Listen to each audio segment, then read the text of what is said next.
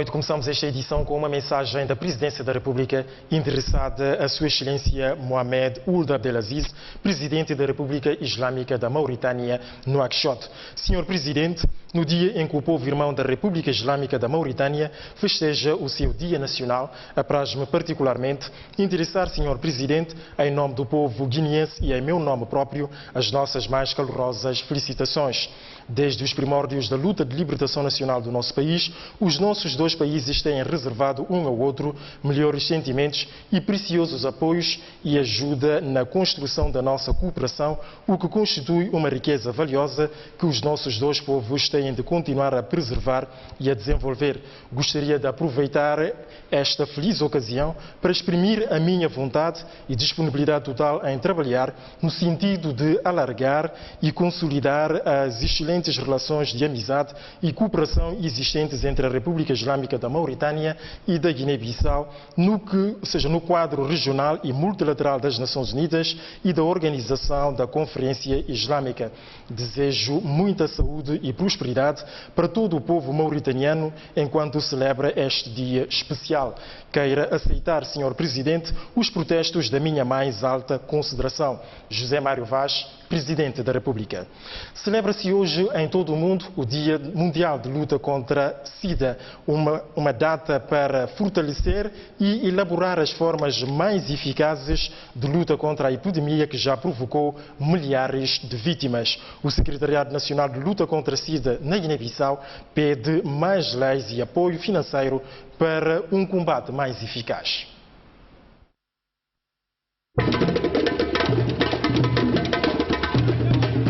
A Assembleia Nacional Popular é palco escolhido para as comemorações deste ano. Os convidados foram recebidos à chegada por representações teatrais. Pouco depois, Casimiro Menuto pediu um minuto de silêncio em memória dos jornalistas falecidos em acidente de viação quando deslocavam a cidade de Gabu para as comemorações do Dia Mundial do SIDA. Só em 2014, o vírus do VIH-Sida matou cerca de 1.500 pessoas, uma situação que se deve rapidamente inverter se a Guiné-Bissau quer atingir o nível zero de prevalência de pessoas infectadas até 2030. As projeções do ONU-SIDA mostram que a Guiné-Bissau tem mais de 42 mil pessoas a viver com VIH. Os dados do programa mostram que mais de 44% dessas pessoas conhecem o seu estado serológico, então o seu estatuto serológico. Isso já é um avanço enorme, mostra que nós estamos a seguir a tendência mundial. Lembro que a nível mundial mais da metade da população de seropositivos desconhece o seu estado serológico e nós, comprometidos com o governo, vamos fazer os possíveis para aumentar essa percentagem. Algumas pessoas contaminaram-se só porque não têm a mínima noção das formas de transmissão. Guiné-Bissau faz parte dos três, ou então, se queremos abrir um bocadinho o leque, de 4 países com a prevalência mais elevada da sub-região, e nós competimos diretamente com países que em termos populacionais são enormes, como Nigéria, Ghana e mesmo Côte d'Ivoire. A nossa prevalência de VIH na população adulta é de 5,3 e é superior a desses países. Então isso mostra que efetivamente temos que trabalhar mais. O programa tem um calcanhar de Aquiles, que é justamente a componente de comunicação. Apenas 12% de jovens na faixa etária de 15 a 24 anos têm informações exatas de como se apanha e como se previne o VIH. Nós temos que melhorar essa componente do programa. Odete Semedo, em representação do Primeiro-Ministro, reconhece, contudo, que há algum esforço no sentido de encontrar uma forma mais eficaz de combate ao vírus. Apesar das dificuldades, avanços significativos foram registrados no nosso país nos últimos anos. Pelos dados disponíveis, 44% das pessoas seropositivas foram registradas em programa de pré-tratamento, seguimento clínico e tratamento ARV, contribuindo para que o número de mortes de SIDA tenha recuado no último ano, o que aconselha e encoraja a intensificação das atividades de prevenção e tratamento. Estou convencido de que estamos no bom caminho. Se no início, em meados da década de 80, éramos impotentes face ao flagelo e assistimos com mágoa à forma fatal como padeceram muitos dos nossos conhecidos, amigos e familiares, folga-me constatar a formidável evolução e melhoria registada na resposta a esta pandemia. Temos de reconhecer que os últimos 5 anos constituíram momentos de grande dinamismo e profundas melhorias na resposta nacional a partir de uma reorganização interna e reforço da solidariedade e coordenação dos atores externos. Por esse motivo, quero deixar aqui, em nome do Governo, o profundo agradecimento ao Fundo Mundial, ao Sistema das Nações Unidas, à CDAO, ao Brasil, a Portugal, à Espanha, aos Estados Unidos da América e ao Reino de Luxemburgo por contribuírem financeiramente com recursos humanos, materiais e medicamentos neste nosso combate. As melhorias, reconhecem todos, ainda está longe de tirar o país na lista negra dos mais afetados da sub-região. Ainda a propósito das celebrações do Dia Mundial de Luta contra a SIDA, a Ministra da Saúde Pública, Valentina Mendes, garantiu que o Governo está empenhado na criação de condições para que o país possa livrar-se deste flagelo. Representantes dos organismos internacionais e deputados da nação ouviram os dirigentes das instituições de luta contra o SIDA acusarem-nos de pouco fizeram para minimizar o sofrimento das vítimas diretas e indiretas do VIH. Não preocupação a nós mulheres. Não se vê como existe lei e que lei que não funciona. Não tem nós irmãos que homens abandonar só pelo fato é o bicumar e ser positivo. E que homem, quanto gente que não vai infectar. Não está apontar, mas quem que é responsável daquilo. E não pedir o governo de Guiné-Bissau para tomar máximo engajamento no programa de VIH. E a nós não cansa para só hora que tem apoio do Fundo Mundial. Isso quer dizer, se que tem apoio do Fundo Mundial, pessoas viventes não vão morrer tudo. Aqueles que morrem, ou que descobriram o medicamento. E justa, basta morto mais de pessoas viventes na Guiné-Bissau. É preciso novas ações das autoridades nacionais que podem reforçar os esforços da comunidade internacional.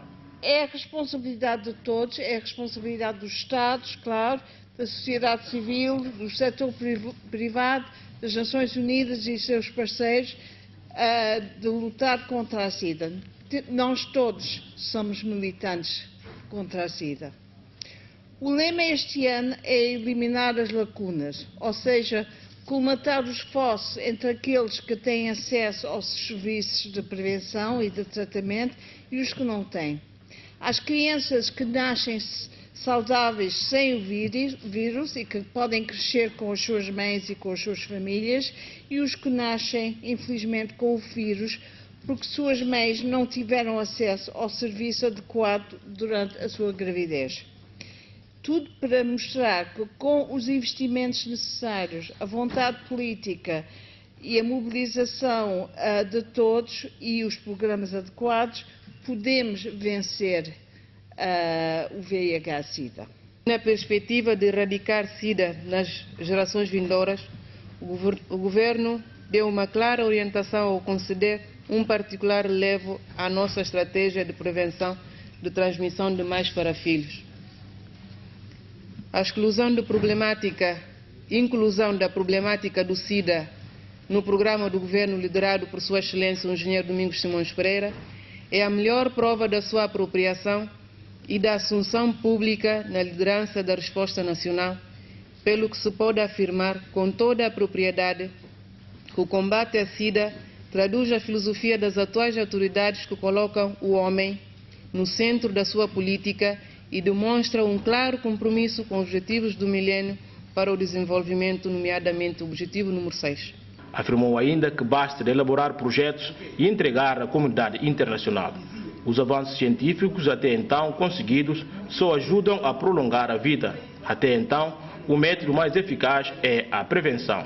Aí a informação é muito escassa. O chefe de Estado regressou ao país no final da tarde de ontem. Numa breve declaração à imprensa no Aeroporto Internacional Osvaldo Vieira, o Presidente da República, José Mário Vaz, disse ter ficado com uma boa impressão sobre a Cimeira da Francofonia realizada em Dakar. Após uma ausência de 48 horas, regressa ao país o Presidente da República proveniente de Dakar, capital do Senegal, onde participou na 15ª Cimeira da Francofonia. À sua espera no Aeroporto Internacional Osvaldo Vieira encontravam-se deputados da nação, membros do governo, chefias militares e representantes do corpo diplomático acreditado no país. Fundamentalmente do problema dos jovens e das mulheres. São duas figuras muito importantes no mundo hoje e em cada um dos nossos países, sobretudo criar as condições para que os jovens possam assumir as suas responsabilidades no futuro e também que as mulheres sejam dadas oportunidades para também poderem contribuir para o desenvolvimento dos nossos países, em que consideraram a francofonia como uma língua de paz e de unidade e de solidariedade entre os seus membros.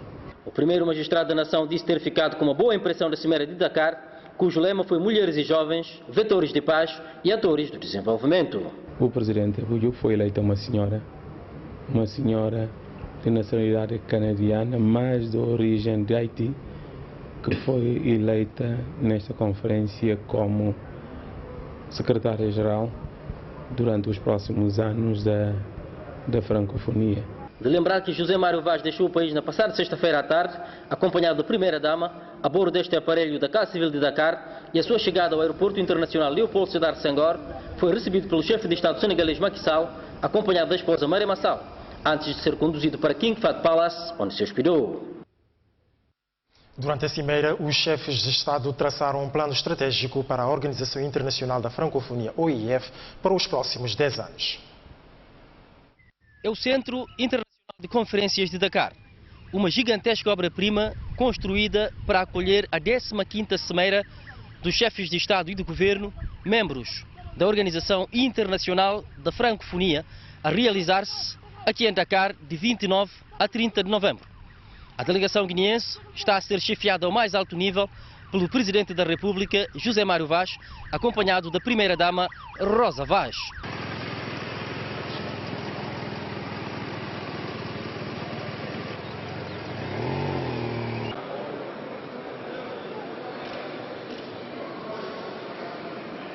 Ao todo, foram 57 chefes de Estado e Governo e 20 representantes de ONGs e organizações internacionais que marcaram presença na 15ª Cimeira da Francofonia, subordinada ao lema Mulheres e Jovens, Vetores de Paz, Atores do Desenvolvimento. Uma ocasião ímpar para François Hollande, presidente francês, deixar um recado aos líderes africanos. Há poucas semanas, o povo de Burkina Faso fez uma bela demonstração. Cabe-lhes agora gerir este processo, fazer com que a regra possa ser posta e respeitada, que a reconciliação venha e que evitemos qualquer ajuste de contas inúteis neste período, mas isso que o povo burkinabé fez deve servir de reflexão aos que querem manter-se à testa dos seus países, violando a ordem constitucional, porque é o povo que decide e são as eleições que permitem saber quem é legítimo e quem não é. Qui est légitime et qui ne l'est pas. Por outro lado, a cimeira que atraiu numerosos atores económicos, sociais, culturais e mediáticos traçou um quadro estratégico do decênio da francofonia, cujas orientações são, entre outras, promover a língua francesa, a paz, a democracia e os direitos humanos, apoiar a educação, a formação, o ensino superior e a pesquisa e desenvolver a cooperação ao serviço do desenvolvimento durável e a solidariedade. 25 ans après le sommet de Dakar de 1989. 25 anos depois da Cimeira de Dakar de 1989, Senegal regozija-se de acolher novamente a comunidade francófona. Em meu nome e em nome dos meus compatriotas, meu compatriota, o escritor e historiador Guirajo Diop, que diz que os que morreram não partiram, eles estão na árvore que agita, estão no tronco que germina, estão na cabana, estão na multidão. Os mortos não estão mortos, sim, por suas obras vivas, Senghor e seus companheiros estão vivos para a francofonia. São vivants pour la francophonie. A 15ª Cimeira da Francofonia, atualmente com 90 Estados-membros, foi aberta com a entrega de um dicionário da língua francesa ao chefe de Estado anfitrião Macky Sall e ficou marcada por muita animação cultural. A Cimeira da Francofonia foi marcada por atividades com a sucessão de Abdou Diouf nas funções de secretário-geral da Organização Internacional da Francofonia. Também porque a cimeira foi realizada no solo pátrio de Léopold Sédar Senghor, um dos mentores da francofonia. Michel Jean, de nacionalidade canadiana, bateu 4 concorrentes, tornando-se assim a nova secretária-geral da Organização Internacional da Francofonia. A sua eleição foi tornada pública pelo presidente senegalês numa conferência de imprensa que marcou o fim da 15ª Cimeira da Francofonia. Nous avons aussi lancé un appel. Lançamos um apelo para que os Estados-membros juntem seus esforços em curso, apoiando os países afetados pela epidemia do ébola. Felicitamos os esforços excepcionais consentidos por estes países para conter a doença. Debruçamos naturalmente sobre o tema Mulher e Jovem na Francofonia, vetor da paz e ator do desenvolvimento, através de 3 subtemas que constituem a arquitetura da Declaração de Dakar. Primeiro, Mulher e Jovem, vetor de valores francófonos. De seguida, os desafios do emprego, da inserção dos jovens e da valorização do papel da mulher como atriz do desenvolvimento. Finalmente, Mulher e Jovem na política pública de saúde e do desenvolvimento durável. Et de développement durable. Nos fins dos 11 anos da testa da OIF, o antigo presidente senegalês prestou contas acerca da execução do seu mandato, uma prática preceituada na Carta da Organização, e remeteu um relatório à plenária dos chefes de Estado e Governo da Francofonia. On a toujours trouvé Sempre achamos senegaleses entre os precursores e franco-atiradores. São estes os propósitos de Léopold Sédar Senghor, evocando as grandes figuras da política e da cultura no seu primeiro discurso como Presidente da República Independente do Senegal, que me vem a espírito no momento em que se abre a 15ª Cimeira da Francofonia. Ele foi incontestavelmente o mais brilhante dos seus precursores e dos seus franco-atiradores, quando concebeu, juntamente com Habib Bourguiba, Diori Amani e Norodom Djianou, o projeto de uma comunidade de Estados Unidos em torno da língua francesa. O documento espelha as ações políticas e diplomáticas desencadeadas desde 2012, data da última cimeira realizada em Kinshasa, capital da República Democrática do Congo, e o estado da cooperação multilateral da francofonia, executada pela OIF, Agência Universitária da Francofonia, TV5 Monde, Universidade de Senghor e a Associação Internacional das Prefeituras Francófonas.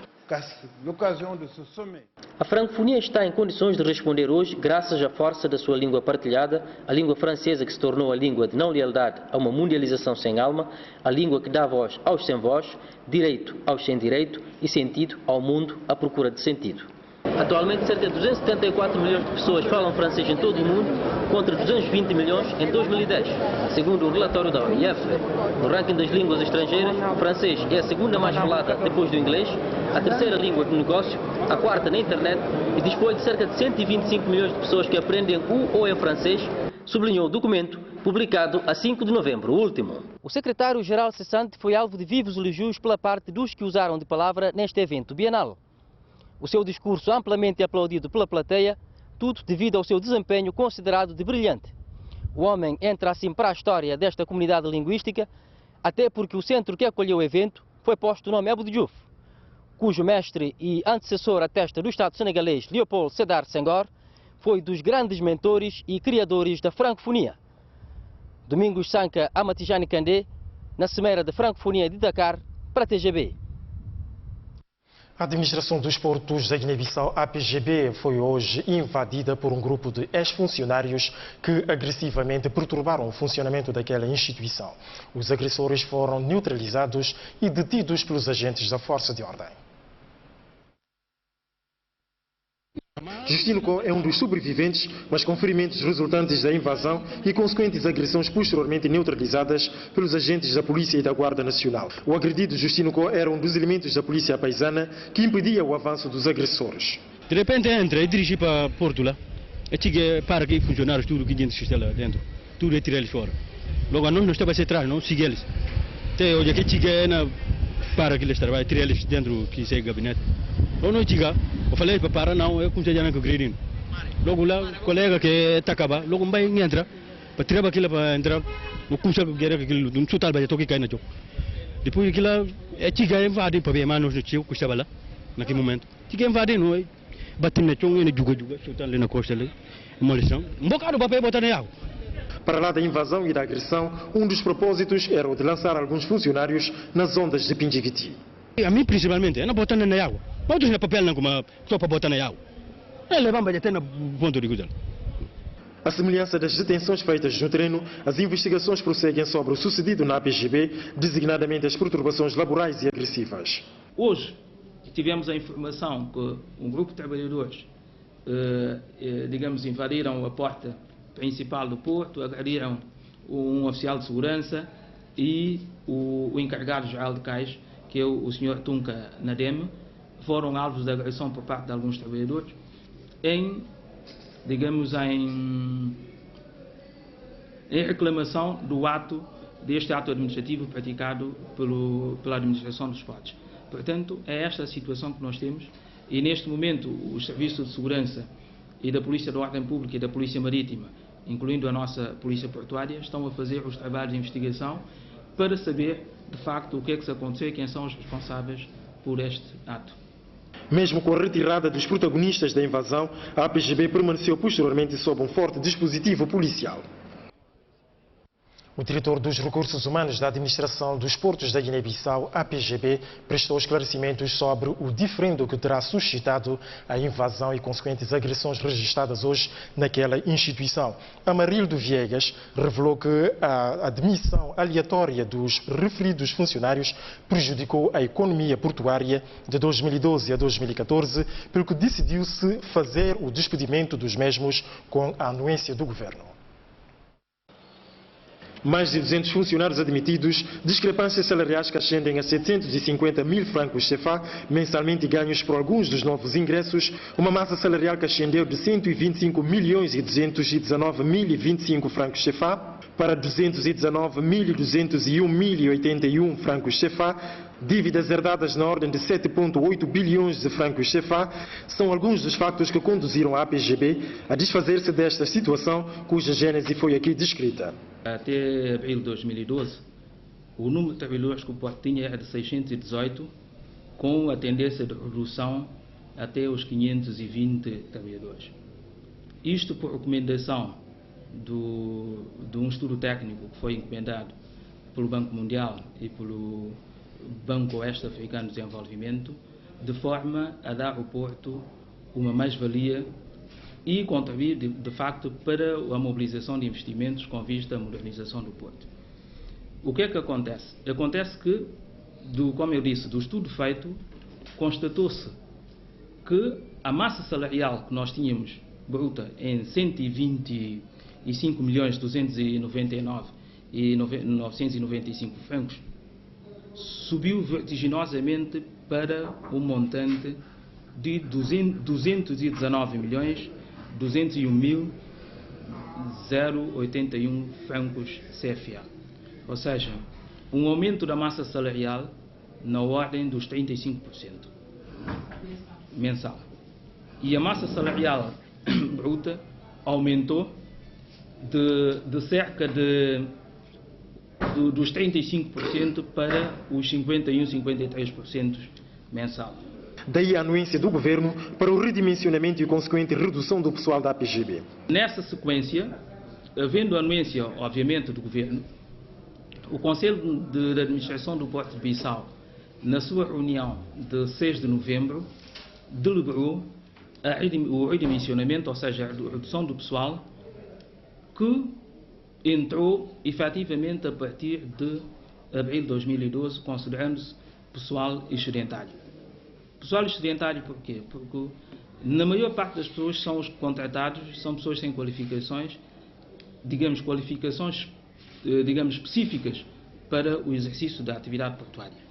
Portanto, entendeu-se que nessa altura o Porto não está em condições de facto de assumir ou de acarretar com essas responsabilidades financeiras, de um lado. Do outro lado, porque a própria administração anterior não chegou a pagar, os descontos que os trabalhadores fazem para o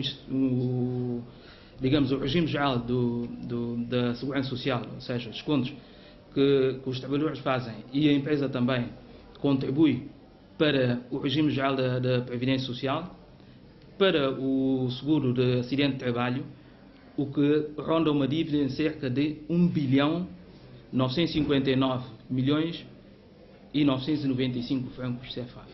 A medida enquadra-se também no cumprimento dos parâmetros estabelecidos pelo Banco Oeste Africano para o Desenvolvimento BOAD para a concretização das reformas importantes ao bom funcionamento dos portos. O diretor dos recursos humanos da APGB disse que esta instituição cumpriu todos os preceitos legais para o despedimento do pessoal excedentário e aguarda com prontidão eventual notificação do tribunal sobre o assunto. Nuno Gomes Nabian anunciou ontem na cidade de Gabu a criação de uma formação política que vem juntar-se aos demais partidos políticos existentes na Guiné-Bissau. Trata-se da Assembleia do Povo Unido, Partido Democrático da Guiné-Bissau. Nabian diz que esta nova formação política veio do idealismo de Kumbayala. O candidato independente derrotado na segunda volta das últimas eleições presidenciais, Nuno Gomes Nabian, parece inconformado com a prestação. Decidiu então constituir uma formação política apresentada ao público na cidade de Gabu. Várias pessoas assistiram ao lançamento do projeto Guinendade, agora transformado em partido político. O partido cuja criação hoje se anuncia Assembleia do Povo Unido, Partido Democrático da Guiné-Bissau.